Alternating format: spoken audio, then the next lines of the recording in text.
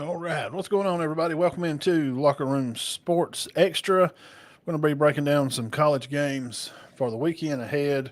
We have a few good games, not crazy, a whole lot of good games, but um, there's several to talk about. And like we said there on the title, is this going to be a weekend to rebound, or is this going to be a weekend to continue to fall? What's going on, Zach? I think this is a great opportunity for some teams to make an attempt to bounce back, and some teams need to just kind of keep pouring it on. Alabama had a big win this weekend against Georgia. Let me kick my old Crocs off. Birds will be on. He's on his way home. He'll be on with me just here in just a minute. I guess first you got to talk about the Georgia Alabama game. It's like a national championship game. I mean, what kind of sports show would it be if we didn't talk about number 2 plays number 4, and people are wondering why Alabama's won? As a fan, it's great, but really as a sports guy, knowing how kids can be, it's not. Being number 1 creates complacency and forgetfulness of what it took to be where you are. But I think the program's so deep enriched in winning and just knowing that that's what we're expected to do. We're just supposed to go win. They've carried the league for half a century nearly. I mean, for 20 years, pumping money into the SEC from bowl games and titles. So I think the guys kind of know. But that coaching blood in you, that your thinking process is still, you got to go bust that bubble Sunday morning when it's time to get back to work and continue on what you've worked for. I guess as far as the game, I was super, super surprised that Kirby did not adjust probably by that third touchdown. And for people watching, if you're watching this, then you probably know football. You probably have a good understanding of schemes and that type of stuff. Not that any of us really are, well, none of us are college defensive or offensive play callers, but you can watch the game and see what changed, what would have worked, what did work later in the game. Georgia just starts out being Kirby, and Kirby's going to be that guy. He's going to blitz. Kirby's going to bring heat. He's going to try to bring the pain and bring it fast and in a hurry. That's the way he coached Alabama. He just kind of coaches with them hanging out. He just lets them hang out, and it is what it is. If you score on us, then you do. But we're going to play man.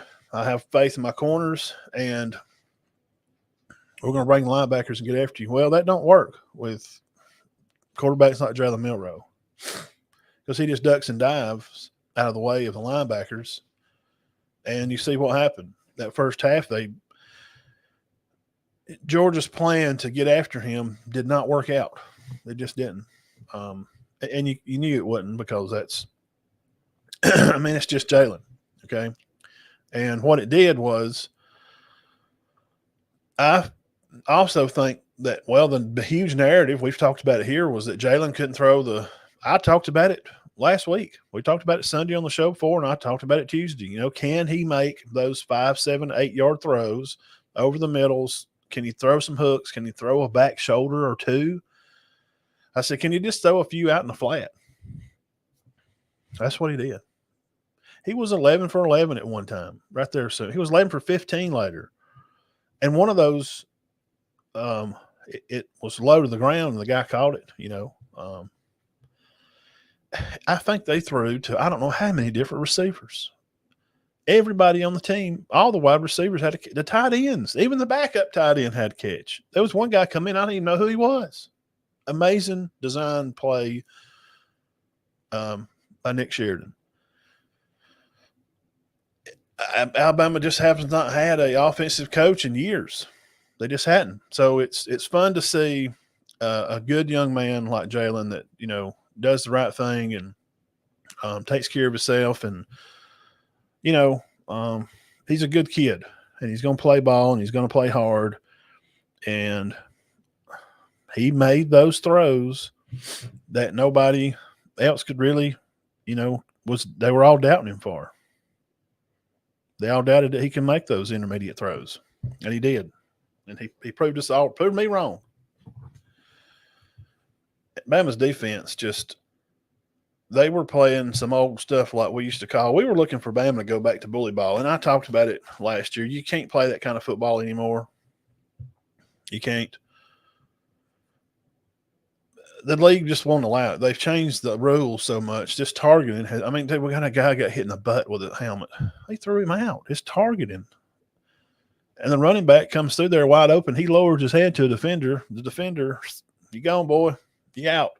And the rest of next week too, or the half, So they've created a game, an offensive game. And you got clowns like Mel Kiper and them in the NFL talking like, you got to get out of this cover two. They need to make them walk down closer to the line. Why? It's already an offensive league. And then they can just throw freaking post routes all day long, and they're going to score even more points. That's stupid. So Bama got after them. And it just proved what I've been saying since last year. Beck is not that good.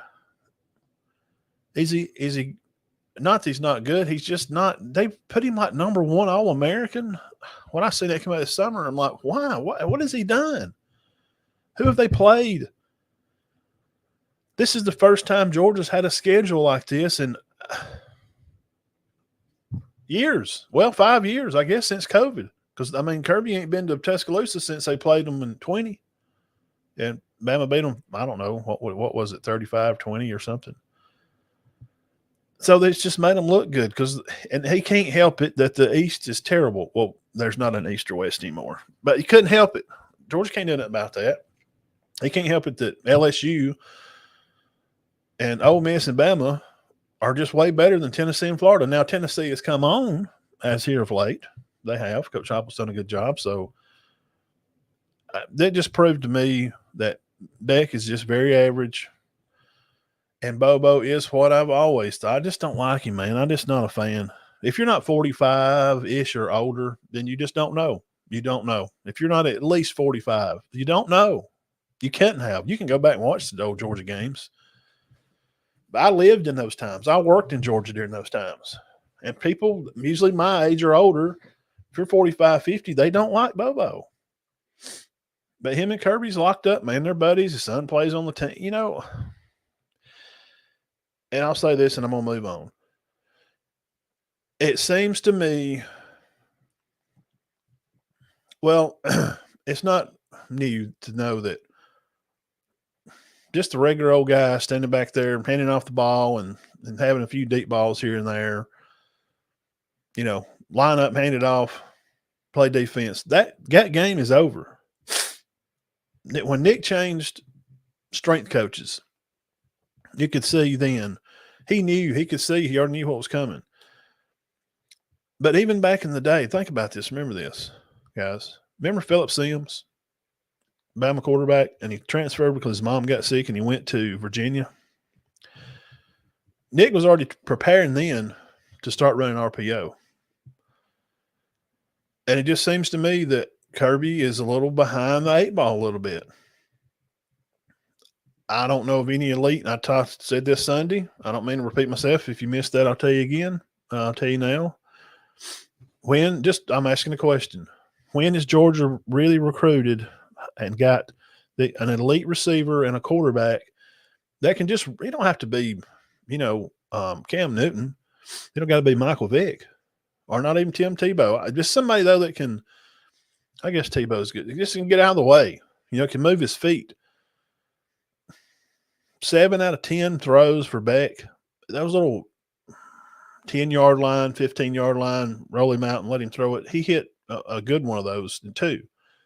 But if you make him move anything downfield, he can't hit it. He just don't. He can't. It's just not him. So it seems the game has passed them by a little bit.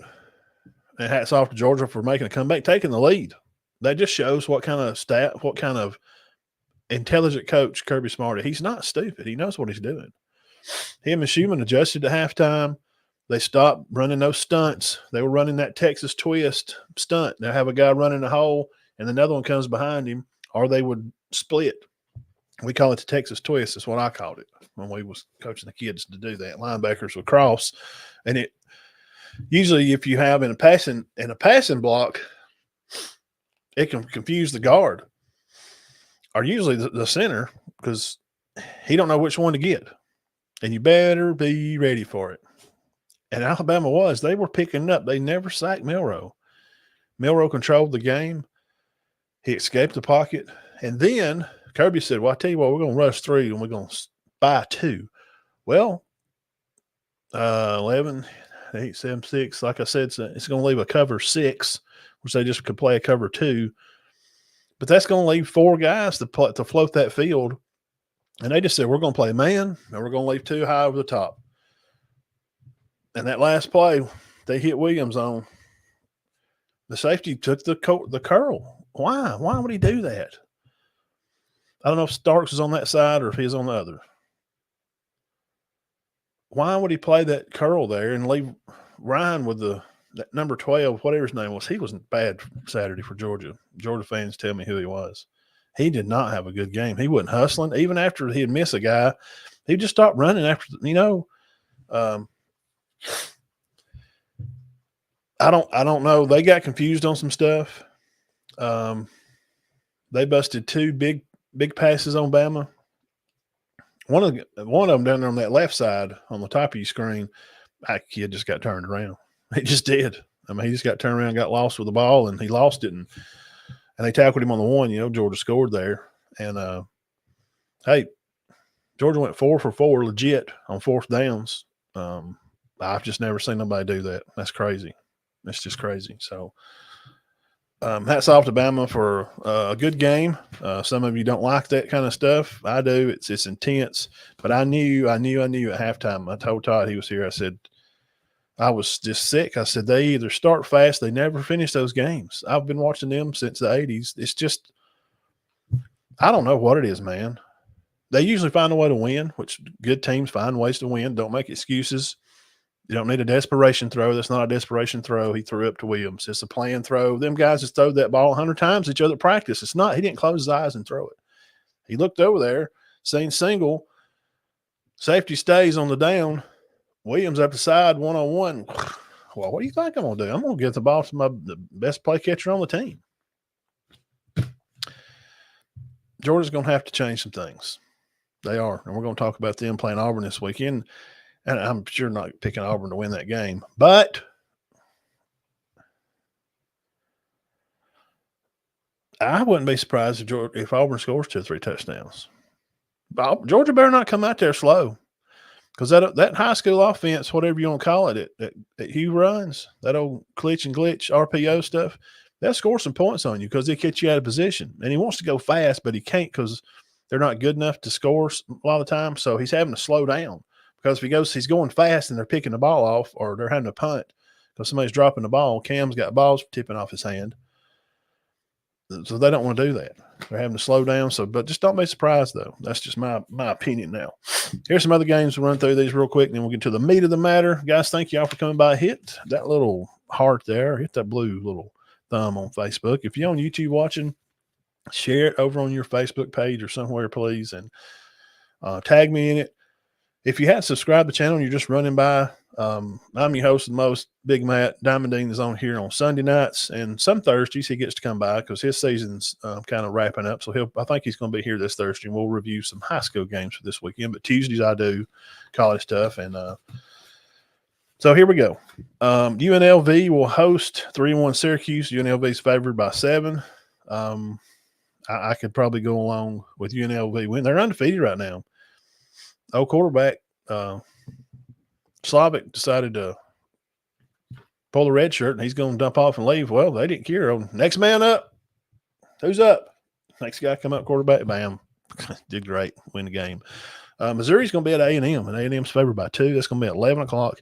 Oh, yeah, UNLV. It's going to be a Friday night game, by the way. But Missouri's going to be at A&M. Now, the Aggies are favored by 2. It's 11 o'clock on ABC. A&M had a win over Arkansas this weekend. Close, 21-17. Taylor Green's good quarterback. I think Arkansas is good enough up front to play them well, and obviously, they did. A&M's figuring out who they are. Missouri had a win 30-27 over Vandy. Alabama Vanderbilt this weekend. And I got some notes for you on Vandy. Hey, Alabama's going to win the game, I'm pretty sure. I mean, they ain't lost to them since 1984, I think.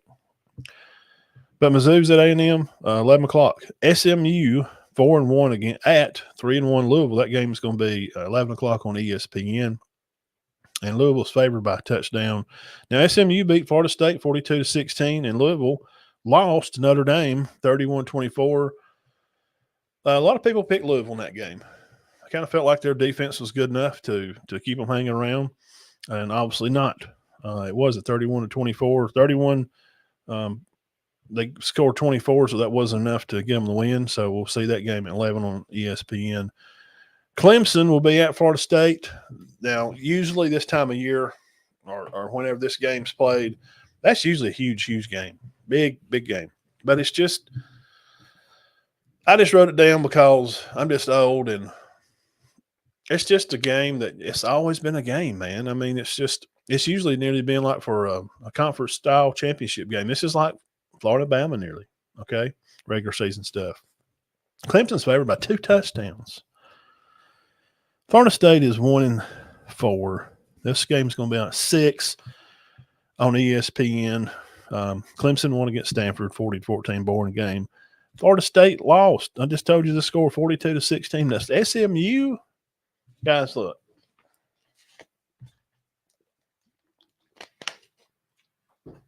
I just don't want to hear it. I don't want to hear from anybody. Well, Matt, SMU, the Mustangs, they got this quarterback. He's pretty good, and receiver, he's fast. It don't matter. There's no reason for SMU to ever beat Florida State. That's stupid. It's like Cal beating Auburn. That should never happen. That's just crazy. You got to be better than that. 4-1 Michigan will be at Washington. I wrote this game down. Hey, this was a great matchup last year. This is going to be a 6:30 on the NBC. Now, Michigan won against Minnesota in a close one, 27-24. And Washington lost to Rutgers, 21-18. I think Rutgers is still undefeated. I think they got Penn State this weekend. I didn't write that one down. 6:30, NBC, 4-1 Michigan against 3-2 Washington. Washington is favored in this game. I swear that's what it said. Washington minus 2.5. So I guess because it's at Washington. So Michigan is going to have to drive across country and go over there and play Coach Fish. He's a good coach, man. He really is. He's from places he's been, he's always seemed to be like a culture kind of building kind of guy. I mean, he's not afraid to get his hands dirty and be involved with the programs. You know what I'm saying? He's not. And lastly, the most boringest game of the day, College Game Day decides to go out there. So Coach Saban, Pat McAfee and bunch will be at Cal. The Hurricanes, undefeated, favored by 10. They're going to be out there playing them. Cal had lost to Florida State back on before. They've been off in 14-9. So, and DJ had a pretty good game, but I don't know. I don't see how Virginia Tech had won the game. I mean, I would petition it, and you can write letters and holler and squawk all you want. They're not going to change it. But 38-34, Miami, I was on a win. And I've said this before, and I'll say it again, and I'll stick to this forever. I don't microanalyze many games, but when I do, to say like a great catch by Williams or, a great tackle or a great run, those are micro. I'm going to say on the macro level, it takes luck to win championships. Sometimes in some games, you just have to get lucky. And sometimes the ball just rolls your way. And for some teams, it just seems like the ball always rolls their way. And in those seasons and those moments, you can see, man, the year Auburn won it, watched them very close that year. They had a great defense, Nick Frey and all that bunch. They should have lost. They played overtime against Kentucky. And then Ingram had to fumble the ball at the Iron Bowl, and it wobbled just perfect. Didn't go out of bounds for Auburn to recover, wound up coming back and win the game. You have to be lucky sometimes on a macro level. That's how you have to see it. Okay, now those are just some other normal games. Yeah, about 23 minutes, good. We got about 30 more minutes. Bird should be coming on in here in a minute. Okay, Bama at Vandy, Auburn at Georgia, and Ole Miss at SC.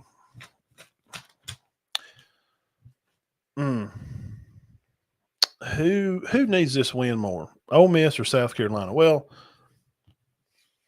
the way South Carolina played, they've already beat Kentucky, so that's got people curious. That's got people curious of how is Kentucky really good? I mean, they just beat Ole Miss, but so I mean, if you just look at it that way, some people do, and that's not how you judge football. Some people do that way. You would think, well, South Carolina they drummed Kentucky, and Ole Miss lost to Kentucky, so SC should beat Ole Miss by 2 touchdowns. Well, Ole Miss is favored by 9.5 as of today. It may shrink again, I think, as the week goes on. It may get down to 6.5. 3:30 on ESPN. Ole Miss is 9-7 versus South Carolina all time. Last time they played was in 2020 in November. Ole Miss won 59-42. The first game they had was 1947, way back in the day. Ole Miss won that one 33-0. Still the largest margin of victory in the matchup. Still, they didn't play in the 50s or the 60s. No scores in it. Now Ole Miss, like we said, they're going to be a 9-point favorite. The over and under is 53.5. You would assume it would be over because of how Ole Miss plays. You would just assume that. You would assume that Ole Miss would score a lot of points, and Jackson Dart's throwed for 86,312 yards, and Trey Harris has got 72,000 of them. They know how to throw the ball and run the score. South Carolina, though, man, they're almost 4-0. It just hurt them a little bit. Some letdown to the LSU 36-33 game there. It just was. South Carolina has rushed for 243 yards in that game and held Kentucky to 180 total yards. Now, South Carolina I think they're probably one of the most dangerous teams right now on that side over there. I think they are. Coach Beamer, now remember his dad, great guy, super great coach. Their special teams geniuses. They may a block punt by SC could set the game up and put them in for a score, or a punt return for a touchdown. So if I'm Ole Miss, I would be thinking of ways to make sure I can figure out how to not let them get comfortable in what Coach Beamer likes to do, to have your own wrinkles and have your own things that Ole Miss needs to do, that Lane, special teams coach. I mean, just people know that. The Beamer ball, the special teams is always great. Now, Ole Miss is vulnerable at the time. Now, that 9.5 favorite, I don't see that. Ole Miss, they're 1-10 on third downs versus Kentucky. That's not good. Go look at it. That's not good at all. 1 for 10? And they only rushed for 92 yards, and 62 of them was by Parrish. So, Dart got probably most of the rest of them. Harris did have nearly 200 yards receiving versus Kentucky. Now, Ole Miss is 13th in defense, overall defense, and South Carolina's 14. But South Carolina is terrible at stopping third downs. And Ole Miss is good at making third downs because they'll get to a third because, well, you can see they only made 1 out of half. I don't know how that was even close in this game. How is Ole Miss even? That's crazy. That's crazy.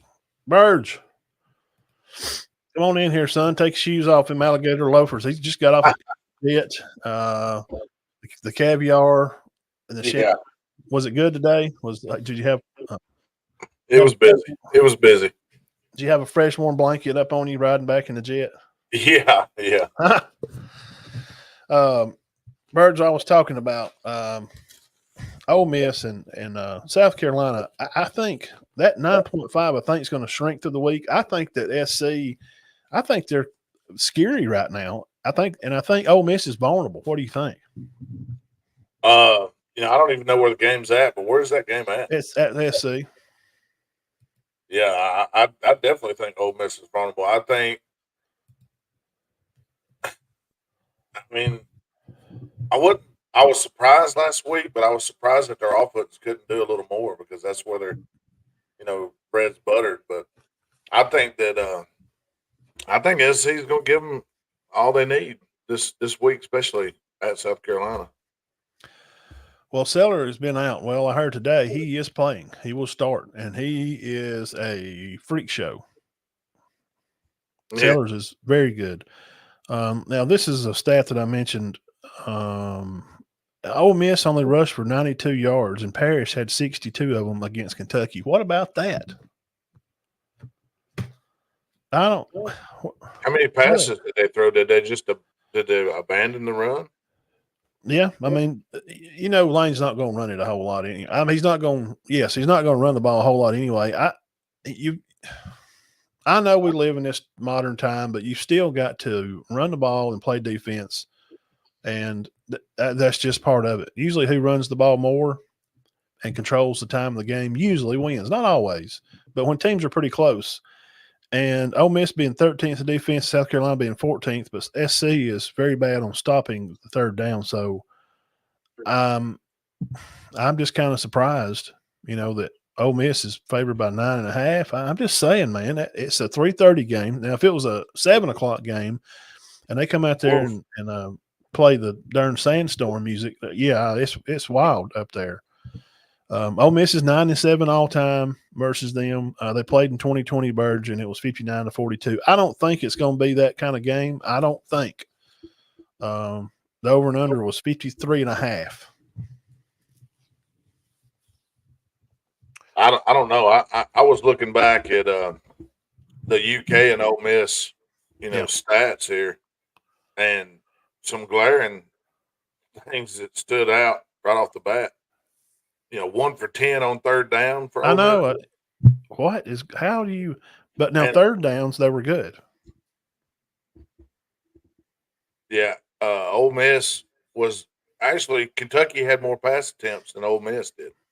That's crazy.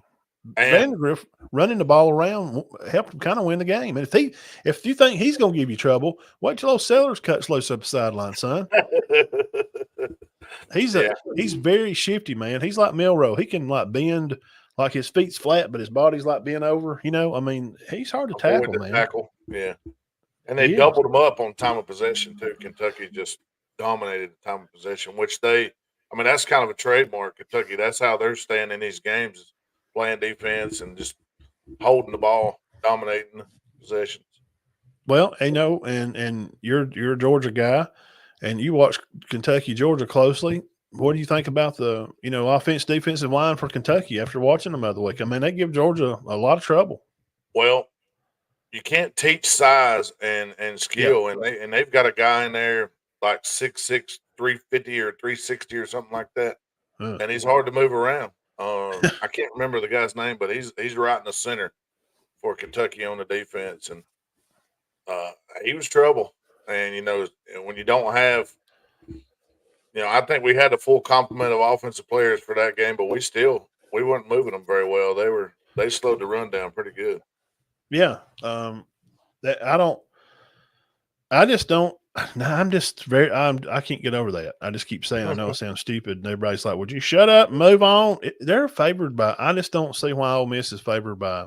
I could see them being favored by 3.5. I just think South Carolina. I think they're dangerous right now. Maybe I'm wrong. I mean, I've been wrong a few times, but if you bet it today, and I'm not a betting guy, I probably should. I would take that.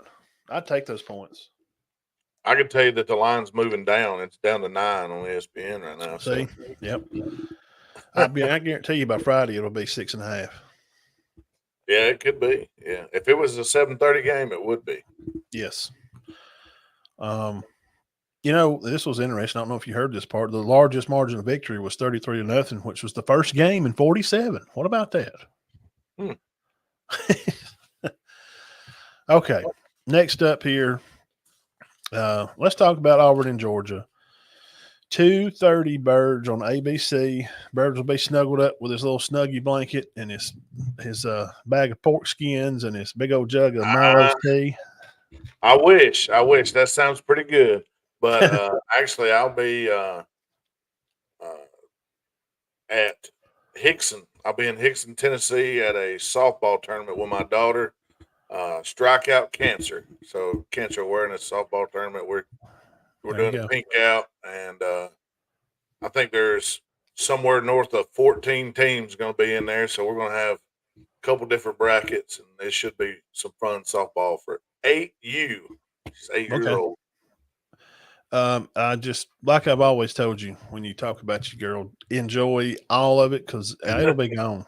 It'll just be. I didn't see Alabama play when he was 8, 9, 10, 11, 12, about 4 years nearly. I sometimes now, as he went up in age, we had to be there a little later. Like if we had to show up, the A team would have to show up like at 3:30. So if Bama played at 11 game or 12, which was only like maybe twice a year, I would see some of those games. But let's see, that'd been 2003, 4, 5, 6, 7, 8, 9, 10. Well, the first one they won, it was that next year. I got to see that year. But the next, like 11, 12, 13, like the year Auburn played in those years, I didn't see a lot of Saturday football. I'm coaching. I was with him doing football on Saturday. So y'all enjoy and have a safe trip. But as far as the game goes, what do you think about that spread? I think it's kind of silly. Where's it at now? Is it 23 still? 27. I'm looking at 27 on ESPN. Okay. I had 23.5 off of some old gypsy website, something I looked at. I'm looking at, actually it says 24. Sorry. Okay, 23. Yes. Now it's Georgia's homecoming. Both teams are coming off a loss. And I kind of think both teams – Auburn was probably more confident in winning their game than Georgia was. Georgia's going in about like Bama. I don't know what's going to happen. We're going to both go out here and just take the gloves off and get up behind the shed, just whoop tar at each other and just see what happens. And if there was – well, they picked it to win the game. But, I mean, before that, you're just thinking they can just put more time on the clock and they're just going to keep scoring. Yeah, that's the way it felt. It was wild. I mean, you were texting kind of back and forth, and it was just like I couldn't believe it. What's going on? I couldn't believe the first half, but I couldn't believe the second half neither.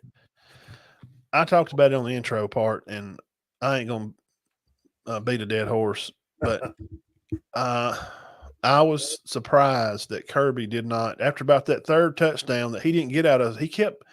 He kept stunting those linebackers, and they were just picking. Alabama's line was picking it up, and if they got through, Jalen was ducking it, and if he didn't duck it, he would either run by them or they run little curl routes, they run little dump routes, and he was just smoking them on those little small passes. And I assumed, like we all did all summer long, well, if Jalen can make those middle passes, he would probably be a Heisman guy. He can throw the deep ball, but can he set his feet really and be accurate? Well, he did. And it won the game, really. They jumped out with such a big start. And then Kirby waited too late. And then he starts rushing 3, and he's going to spy 2. He just waited too late to adjust. And that's very surprising. Maybe he wanted to, and Schumann talked him out of it, or I don't know what happened. And again, I'll say it for the last time, Bobo sucks. I ain't a fan. I just don't like it. Look, if you're 45 or older, you already know. I'm sure Wayne's probably watching. He's a 47, 8-year-old Georgia fan like me. He's from Georgia. We just can't stand him. He's just not – like, what are you doing? I mean, really? They both teams come out just throwing the ball all over the place. Georgia's like 3rd and 3. They're throwing Hail Marys. What do you run the ball? What are you doing? Yeah. I think going back to the Auburn game. Sorry. Yes. No, go ahead. I think Auburn's going to be hungry. I don't think they're going to win the game, but 23.5 is – I would take that. I don't – It reminds me of Auburn coming to Georgia. I think it was homecoming back in the Jared Stidham days. I think you're going to get something like a 27-13 final. Oh, really? That Georgia Okay. scores late. I think Okay. something like that. I don't think they're covering this spread. Let's see here. I don't think I wrote. What was the over under on it? I don't think I wrote it down. Where is it at? 49.5. I think that's what it Wow. opened at. It's what it opened at. It's up to 53.5 right now. Well, I guess the question is this. This is what I wrote down. I wrote down a little sentence here. Who figures it out first? This is Auburn's first trip out of Jordan-Hare. The crowd will not be on their side. So, not that Thorne hadn't played in a loud environment, but this is going to be different. Number one, this is Georgia's kind of first home game, ain't it, Burge? I mean, Tennessee Tech was the first, Yep. but there ain't nobody coming that that meant game. anything. Yeah. Well, This is not that the other one didn't mean anything. It's just Tennessee Tech. I understand. Yeah, this game, fans are freaking showing up. Number one, it's their first SEC game in the stadium. Two, it's Auburn.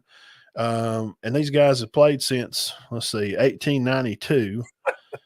And it's an important game. And you want to beat them. And four, it's homecoming. Yep. So there's going to be a lot of people there. And this is an opportunity for kids, recruits. Like Bama had 100 kids there. Now, some of them were basketball recruits, but there was 70 recruits for football there. 70 high school football players were at that game up in those boxes watching this game. Georgia's going to have a full line of kids coming, so this is a big game for them. But to be favored by 3 touchdowns, I see it here now, 50.5. Now, the computer picks Georgia 38-14. I could probably go along with that. Now, this is the oldest rival in the Deep South. February 20th, 1892. They did not play in 1893. Georgia won in 1894, 10-8. Georgia's ahead in the rival 64-56 with 8 ties. The largest victory, Auburn won it 44-0 in 1900. The current streak, the Dawgs right now, Birds, y'all own this since 2017. In 1996, the year I graduated, it was 56-49 in 4 overtimes. Georgia won the game. I remember very clearly where I was at watching that game at a friend's house. And it's like it just like nobody, I don't know, like they just could have played all night long. We just thought we'd go outside and come back in. They're still playing. They just kept playing all night. They played that year.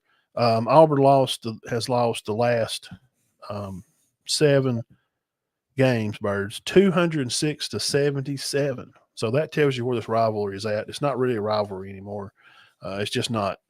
Georgia's. I remember when this game was Saturday night at 7:30. Every time they played, it seemed like it was a ESPN2 game. Saturday night at 7:30.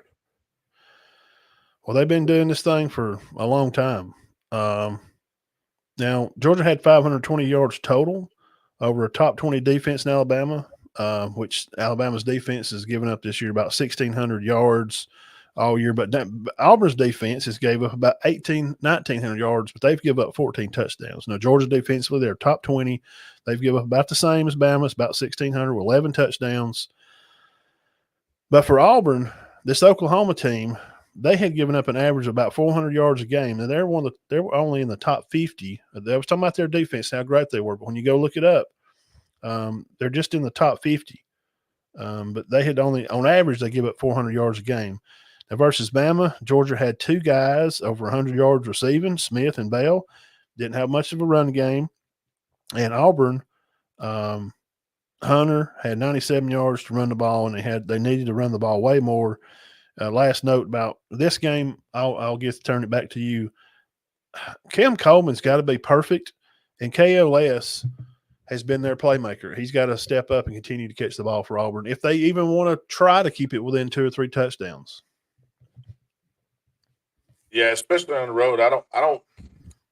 It's hard for me to trust Peyton Thorne on the road against a pretty good Georgia defense. I don't think it's going to be a blowout by no means. Obviously you heard my score prediction, but I think Auburn's defense will keep them in there, and for some reason, Auburn likes to be a thorn in Georgia's side. So yeah, no pun intended, the thorn. I think he ran the ball for over 100 yards last year. And where's that been? I hadn't seen any of that.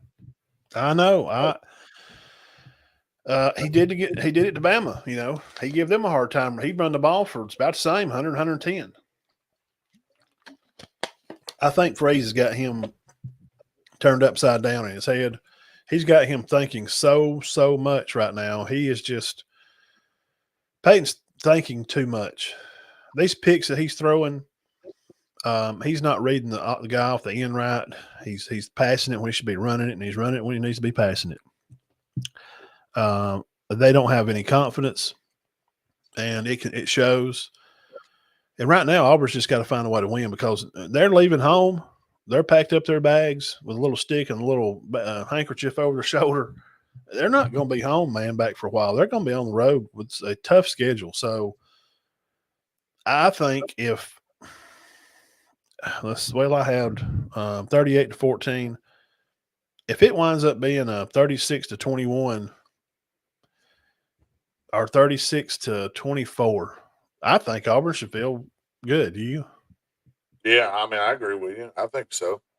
Yeah. On the road, especially. Number one Ryan Williams fans on here, Birds. He says that that the off season's paid off for Jalen and right. Yeah, absolutely. They have. I talked that somebody's an Auburn fan, of course. He said, well, that's a desperation throw. He threw at Williams to catch it. Guys, I promise you, they've thrown that ball to each other at practice 100 times. 100 times, just as well as they got one-on-one with no safety over the top, and that's automatic key. I'm going to my guy. Yeah, I talked about it that in the intro. Why did he play the hook? Why didn't he go to the sideline? It's Ryan Williams. He just made a tip pass over Starks, a first-round DB going to the NFL like in a few months. He tips the ball to his set. Why do you not – I don't understand that. I don't understand. Why? How do you not double over there? I don't get it. I don't get it at all. There's no way I'm playing that hook. You corners got him, man. And it was probably Prentice or somebody. I'm not doubling. Right? I'm going to double Prentice and let Ryan Williams run up the sideline one of my – and that number – who's number 12? Please tell me. You may not know right now. If you wouldn't have said, I could have told you. He did not have a good game. Not just did he missed some coverage stuff. I watched the hustle, Burge, because you took, when you coach kids and you watch stuff, I watched hustle. And even if you're getting beat, I'm watching kids who's hustling to the ball, even when you're behind.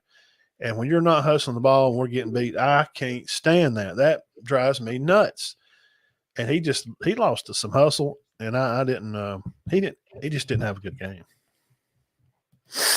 He says, what's so impressive is that Jalen to Ryan Williams chemistry early in the season, and Ryan came in later.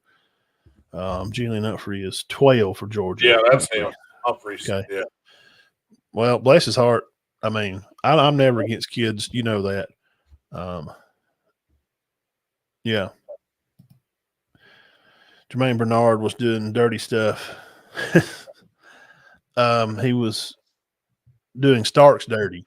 Yeah, now calls. Yeah, well, we could talk about some calls too, but I didn't think it was either way. The receivers and the corners were just tackling each other. Both teams. And once the refs kind of let it go, then it's just going to kind of be let go. So I look for how many times do you think Georgia and Alabama play? Three times this year? I don't know. I don't know. They may not play again. I don't know. Well, I got to see Texas and Georgia because I had Georgia losing 3 games this summer, and I had Bama losing 2 games. Okay, I had Georgia losing to Bama and Texas and Ole Miss, but that Ole Miss game don't look like a loss anymore. Not unless some miracle happens, which Lane usually don't pull off a miracle. I don't know why, but I just don't. I don't know why I feel better after a loss, but I feel like that Georgia's going to go to Texas and win. Yeah. Well, it either does two things. It either refocuses the team and they get their butts back in gear, or they can drag their tail between their legs and whine and cry about it. Now, me, knowing Kirby Smart, I don't think there's too much wine in our cereal. There's just not going to be none of that. His press conference said it all. I mean, everything he said after the game was like, well, it's not a saving thing. He's like, no, it's not. He didn't say I helped build this program. He said they have a good program here that's been built up right. I know what he meant. He meant, hey, look, guys, hello, I just worked here for like ever. They're freaking good. They've been good. They asked him about being 1-6 against them, right? And he said, what's everybody else against them? Yeah, who's got a better record? LSU does. LSU's 2-6. Ole Miss is 2-7. So it's just not. It's not and then playing at home, and it's just not that, it's not a huge. It can't be that huge of a deal to Kirby. He's got to get them back down and get them ready. And I just don't think in his mind it's not a big deal to lose. I don't mean it that way. I mean, yeah, I know he's just done this, man. He's done it and done it and done it. They're going to work yesterday. Today they're working. And he's trying to – you don't think about the game because you play faceless opponents. They're going to play Auburn, and he's telling them, guys, they're coming to your house. This is your house that you play your first SEC game in. You better stop thinking about Bama. Who cares? Because if you keep worrying about them and not what we got next, you want to get revenge, which revenge is not good. That usually don't work out well because then you're playing for the wrong reasons. You better think about Auburn. Because they are always some tip, the ball flips in the air, and Jesus comes flying out of the cloud and hands him a football. Something crazy always happens in the Auburn, Georgia games. Yeah. All the time. All the time. So I could probably go along with 38-14. What'd you say? I mean, I had something like 27-13 or something like that. I mean, they could score or maybe 34-13, something of that nature. If I assume correctly, and I'm not always, I figured Bobo's going to come out PO'd, and Auburn's corners are not really that great. Bell and Smith and Lovett, they may all go for 100 apiece. I want to see. Can I tell you this? Is what I want to see with Georgia. I want to see him run. Where's Frazier? Did y'all leave him at the school? What happened? I don't know why. I mean, I don't know. I can't answer why. Maybe because of pass protection. I don't know. That would be the only thing that I could think of why he's not been in the game already. He's a baller. Yeah, he's an electric player. Look, first play, if Auburn, whatever, loses the toss and Georgia wants the ball, Coach Matt, first play of the game, I'm going Frazier off tackle. I'm going to challenge Auburn on the edges and McLeod. I'm going to run it right at him, and we're going to take the ball down the field. I'm running the ball first 3 plays of the game. I'm challenging my offensive line to get my tailback 5 yards. I'm going to run Frazier. I'm going to run him first play, and then we'll let the ETN run it. Yeah. You got to run the ball. And Auburn is they're not bad up front, man. They're not terrible. They're not great in the D-back area, but their offensive line is squirty, man. They are. And if you just don't do nothing crazy, Georgia, it seems like you just kind of let Auburn screw it up. You know what I'm saying? I hear you. I know. I mean, that's what Oklahoma kind of did. Like, Auburn's just going to pretty much win the game. And I was texting Steve, and I was texting him. I swear I remember 4:20 left in the game, and I texted him. He said, "What do you think?" I said, "I've been pretty confident the past few minutes y'all are going to win the game. This last 4 minutes is going to come down to coaching. Send. As soon as I put send, pick 6, ball game. It's going to come to coaching." And I'm not crazy about Freeze neither. I'm just not a fan of him. I think his plays it's Gus Malzahn-ish. It's high school Arkansas State-ish. It's got a little funk to it, and it works sometimes for a while. But I think it's kind of outdated a little bit. I think teams' defenses have figured it out because we don't play fat boy middle linebackers like Dante Hightower anymore. I'm just not crazy about it. I think we need to move on and do something different. I think Kirby needs a different kind of quarterback. I think Kirby needs to catch up and get some elite wide receivers at Georgia. I mean, some dogs. I mean, like number one in the nation. He ain't got any of those guys in a while. Kirby needs to get him that dude at quarterback, man. Somebody can move their feet and get out of trouble. They don't have to take off and run with it and be, whatever, like Cam Newton. But Beck just 8 out of 10 of his 7 or 10 out of his throws, if you make him move, he's just not real accurate. And it's hurt him. It just has. So I'm curious to see how this game turns out. I'm curious to see how because it's going to affect recruiting because these guys recruit. Remember that these schools recruit against each other. Oh, they're right there next to each other. Yeah, there's going to be a lot of recruits at this game. And if Georgia goes out here and wins this game 55-0, they may start. Now Juju Lewis is back out on the trail again. Have you heard that? He's back out on the commitment train. I don't know. Yeah. I don't know if he's not a style that Kirby likes. Juju is very accurate with the ball. He's not a mover, though, and a shaker. And that's I don't know why Auburn will be after him. See, that don't make no sense. That does not fit Freeze's style at all. Like Peyton Thrawn, he's just like, look, we got more problems than a quarterback. I know he can't run this RPO correct. We're just going to ride along. I'm building the ship, and I know the motors. We got like a little 20 horsepower Yamahas, and it's barely pushing our flat bottom boat. But I'm trying to order a 150 horsepower motor, but you're going to have to give me a year because it's going to be a 3-year build at Auburn. Dude, they only kept like 30 out of 80 of their players. They had like 47 players jump when Harsin left. 47 players left Auburn. We're talking about a gut bomb. Well, Alabama, Matt, they had a lot of players, but that's Alabama. They've recruited number one classes for the number 1 or 2 for the past 10 years. Auburn hasn't. Yeah. They've been lucky to be top 10. So that's why it's different. Just stop comparing yourself to Alabama because nobody's Nick Saban. So I look for Georgia probably either. I could see them 20, probably win the game by 20.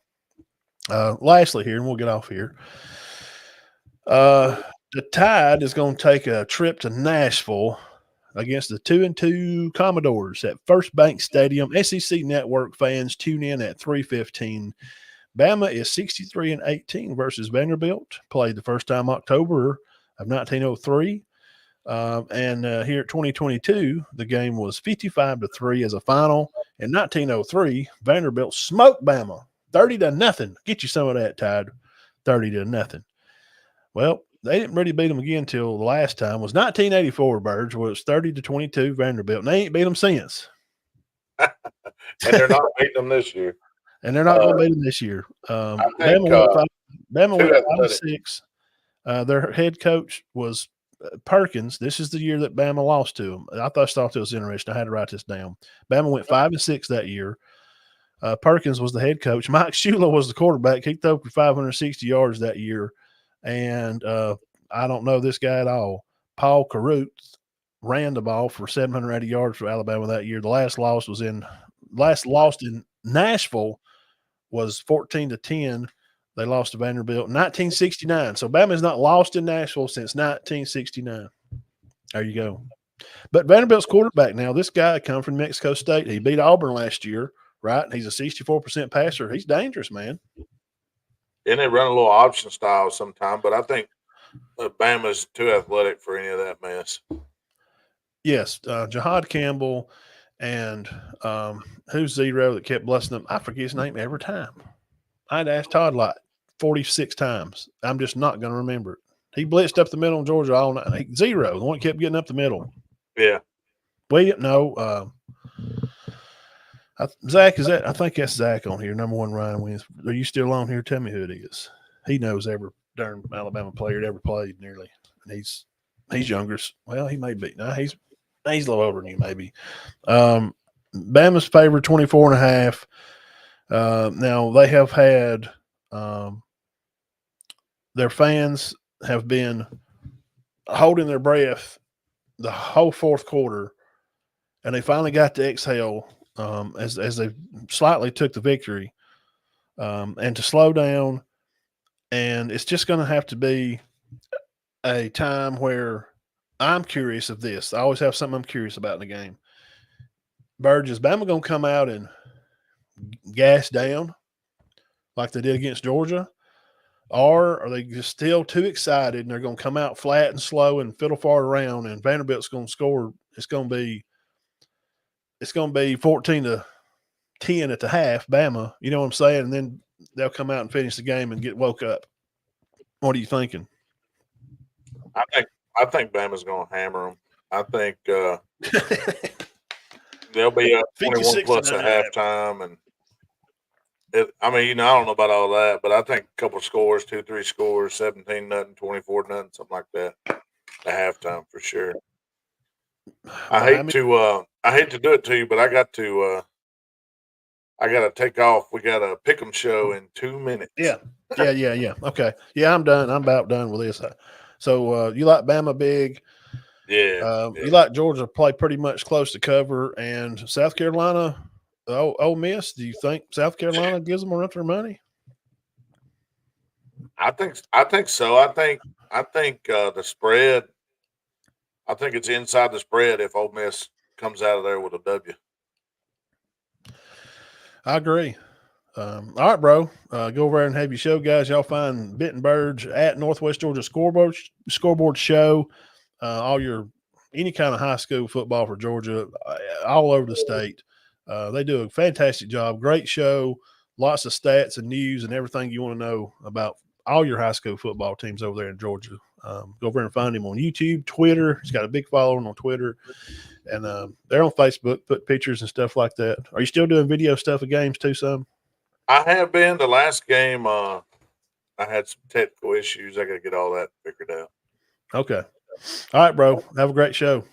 Thank you. All right. See you, bud. Benton Burge, Northwest Georgia Scoreboard Show. We're about to get off here too. I tried about an hour. I knew when he'd come on, we'd get talking a little more in depth. I think that's the question. Clock management for Bama. I like to see them. These are just the questions that I have about Alabama to come in and kind of clean some of that up. Okay. Kind of see how some of that goes. Because they just kind of let the clock, they're snapping it like 19 or 20 in this Georgia game. I don't like that at all. Are they going to keep the dream alive and beat Vanderbilt? Yes. You seen I hesitate. I can't help it because you just don't automatically win nothing. I just can't. I've just preached to kids too long about nothing's guaranteed and it don't matter what you think. You have to work for it, and I can't help it. But, they ain't beat them in Nashville since 1969. But this quarterback's good, man. I'm telling you. Diego Pavia, 64% passer. He give Auburn fits last year. And Bama – they do. Bama plays – those guys are hard to defend. Kirby always has had trouble with them. But Womack, we'll see. We hadn't really seen a big-time running quarterback. So this will be a good chance. It's going to be a good test, man, to see a good running quarterback because Bama's going to come back and they're going to start playing some – this schedule's not getting any easier, okay? It's not getting any easier at all. So maybe – also, I'd like to see some of the young guys get to play for Bama. Maybe they'll be up 28-3 at half, and then we can get Ty Simpson and some of these. I like to see Macumba get to come in, play some defense. He's very electric. Jalen throws for 3 touchdowns and runs 2 touchdowns. Then he steps out and takes the bow for Simpson to come in, and that's where I kind of see it. So that's it for this week for Locker Room Sports Extra. Thank y'all guys for coming by. I had a heck of a great time with you. Average Joe's, you can go find them. He's fixing to come on. They're going to do their high school football picks and stuff for the week. So go over and check them out as always. Thank you for coming by. Thank you for being a fan of the page. I'll be back Thursday night, and we'll talk about where'd it go? Cherokee County hosts Anniston. Gales will be at Ider. Sandrock hosts Pisgah. And Cedar Bluff's going to be at Pleasant Valley. Spring Garden hosts Appalachian. I went out there and talked to Coach Ragsdale and the guys yesterday, and visited Coach Kelly and the boys for a little bit today. So come back Thursday. We'll talk about those games and some more interesting ones. So y'all come back. We appreciate you. Love you guys. God bless you. Have a great day.